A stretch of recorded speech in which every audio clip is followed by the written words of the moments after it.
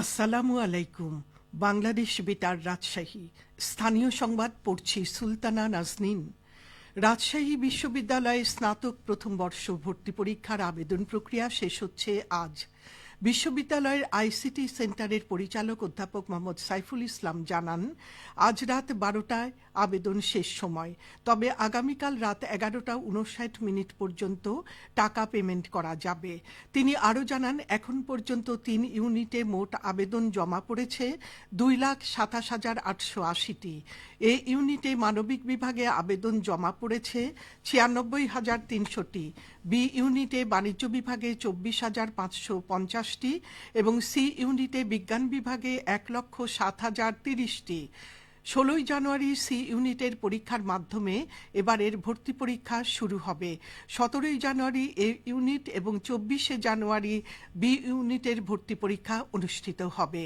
এবার ভর্তি পরীক্ষায় সিলেকশন থাকবে না এবং পরীক্ষা নেওয়া হবে 2 শিফটে। প্রথম শিফটের পরীক্ষা অনুষ্ঠিত হবে সকাল 11টা থেকে 12টা এবং দ্বিতীয় শিফটের পরীক্ষা বিকাল 3টা থেকে 4টায়।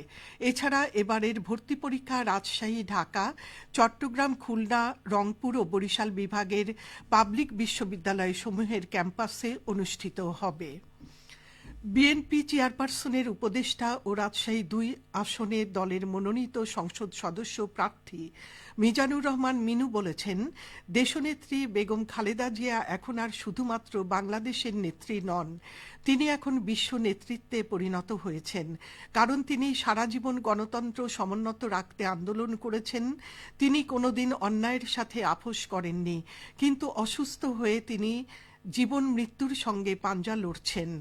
গতকাল মহানগরের 1 নম্বর ওয়ার্ড বিএনপির আয়োজনে কাশিয়াডাঙ্গা মোড়ে বেগম খালেদা জিয়ার আশু রোগমুক্তি কামনায় দোয়া মাহফিলে প্রধান অতিথির বক্তব্যে তিনি এসব কথা বলেন।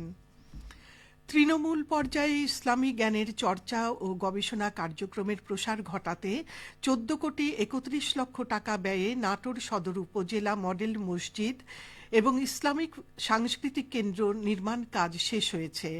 আগামী 10ই ডিসেম্বর ধর্ম বিষয়ক উপদেষ্টা ডক্টর আ.ফ.ম. খালিদ হোসেন আনুষ্ঠানিকভাবে এই মডেল মসজিদ উদ্বোধন করবেন বলে আশা করা যাচ্ছে। ধর্ম বিষয়ক মন্ত্রণালয়ের প্রত্যেক জেলা এবং উপজেলাতে 560টি মডেল মসজিদ এবং ইসলামিক সাংস্কৃতিক কেন্দ্র নির্মাণ কাজ প্রকল্পের আওতায় 1টি জেলা এবং 7টি উপজেলা মডেল মসজিদ এবং ইসলামিক সাংস্কৃতিক কেন্দ্র নির্মাণ কাজ বাস্তবায়ন করে নাটোর গণপূর্ত বিভাগ। বগুড়ায় শুরু হয়েছে 10 দিনব্যাপী বিসিক উদ্যোক্তা মেলা। গতকাল বিসিক মেলা কার্যালয়ে বিসিক জেলা কার্যালয়ের আয়োজনে শহরের পৌর পার্কে এ মেলার উদ্বোধন করেন অতিরিক্ত জেলা প্রশাসক মেজবাউল করিম। তিনি বলেন, মেলায় আগত দর্শনার্থীদের সাথে যেমন ব্যবসায়ীদের মাঝে মিথস্ক্রিয়া হবে, তেমনি উদ্যোক্তাদের সাথে অন্য উদ্যোক্তাদের যোগাযোগ বাড়বে। অনুষ্ঠানে সভাপতিত্ব করেন বিসিক জেলা কার্যালয়ের উপমহাব্যবস্থাপক এ.কে.এম. মাহফুজুর রহমান। তিনি জানান, 10 দিনব্যাপী এই উদ্যোক্তা মেলা স্থানীয় উদ্যোক্তাদের পণ্য প্রদর্শন, বাজার সম্প্রসারণ এবং নতুন উদ্যোক্তা সৃষ্টিতে গুরুত্বপূর্ণ ভূমিকা রাখবে। মেলায় মোট 70টি স্টল রয়েছে। বগুড়া সহ দেশের বিভিন্ন জেলা থেকে আসা ক্ষুদ্র ও মাঝারি উদ্যোক্তাদের তৈরি শিল্পপণ্য, হস্তশিল্প, পোশাক, খাদ্যপণ্য, শৌখিন পণ্য সহ বিভিন্ন পণ্য মেলায় প্রদর্শন করা হচ্ছে। একযোগে বদলি হওয়া সিরাজগঞ্জের 11টি থানার অফিসার ইনচার্জদের বিদায় সম্বর্ধনা অনুষ্ঠিত হয়েছে। গতকাল জেলা পুলিশের পক্ষ থেকে এই সম্বর্ধনা প্রদান করা হয়। জেলা পুলিশের কনফারেন্স রুমে অনুষ্ঠিত সম্বর্ধনা সভায় সভাপতিত্ব করেন সিরাজগঞ্জের পুলিশ সুপার মোহাম্মদ সাইফুল ইসলাম শান্তু। সভাপতির বক্তব্যে তিনি নতুন কর্মস্থলে যোগদান করতে যাওয়া অফিসার ইনচার্জদের সফলতা কামনা করেন।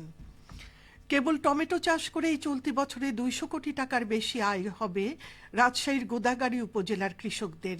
জেলার টমেটো উৎপাদনের 80%ই আসে বরেন্দ্র অঞ্চলের উর্বর মাটি গোদাগাড়ী থেকে। রাজশাহীর পদ্মার চরে প্রতি বছর বিপুল পরিমাণ টমেটো চাষ হয়, যা এই উৎপাদনকে আরও সমৃদ্ধ করে। এবছর জেলায় প্রায় 3,500 হেক্টর জমিতে টমেটোর আবাদ হয়েছে।